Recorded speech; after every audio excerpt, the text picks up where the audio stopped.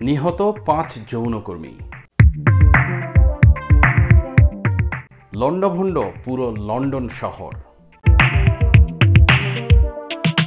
বন্ধুরা, স্বাগত জানাচ্ছি আজকের ভিডিওতে।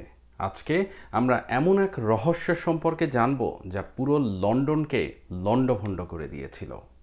১৯৮৮ সালের লন্ডনের হোয়াইট চ্যাপেল এলাকায় একজন সিরিয়াল কিলার তাণ্ডব চালিয়েছিল। তার নাম জ্যাক দ্য রিপার। সে কে ছিল, কেন সে মানুষ হত্যা করত, আর কেন তাকে এখনও ধরা যায়নি? আজকের এই ভিডিওতে সেসব বিষয় আমরা জানার চেষ্টা করব। চলুন শুরু করা যাক। ১৮৮০-র দশকে লন্ডন ছিল খুবই ভয়ঙ্কর।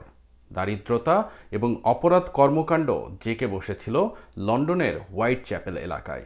সে সময় রাতের বেলা ঘর থেকে বের হওয়া ছিল খুবই বিপজ্জনক।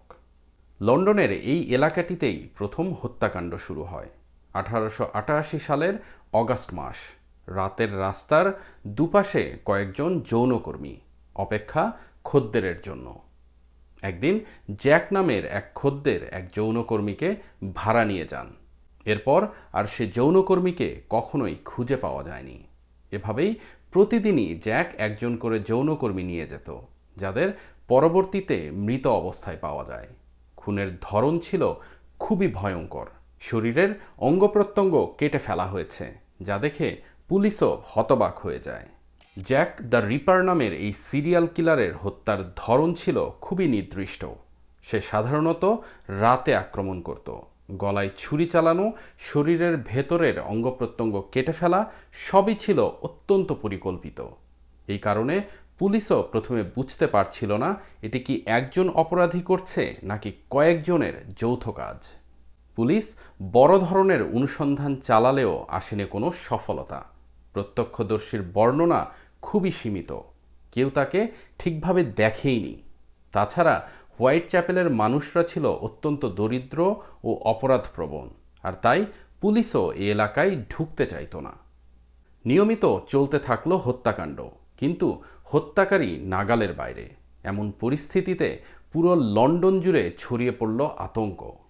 সংবাদপত্রগুলো প্রতিদিন নতুন গল্প ছাপত। লোকজন রাতের রাস্তায় বের হতে সাহসী পেত না। সবচেয়ে আশ্চর্যের বিষয় ছিল হত্যাকারী নিজের খুনের দায় স্বীকার করে পুলিশকে চিঠি পাঠানো শুরু করে। চিঠিগুলোর মধ্যে একটি চিঠি ছিল যার নাম ফ্রম হেল। এতে স্পষ্ট উল্লেখ ছিল কিভাবে ভিকটিমদের শরীরের অঙ্গপ্রত্যঙ্গ কেটে হত্যা করা হয়েছে। তবে এই চিঠিগুলো কি সত্যি জ্যাক রিপারের লেখা ছিল কিনা তা কেউ নিশ্চিত করতে পারেনি।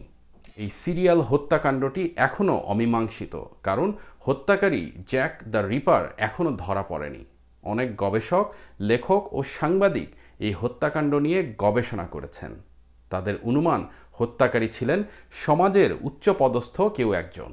বন্ধুরা, জ্যাক দ্য রিপারের কাহিনী শুধু রহস্য বা ভয়ঙ্কর গল্প নয়, এটি আমাদের শেখায় সমাজের নিরাপত্তা এবং অপরাধ প্রতিরোধ করা কতটা জরুরি।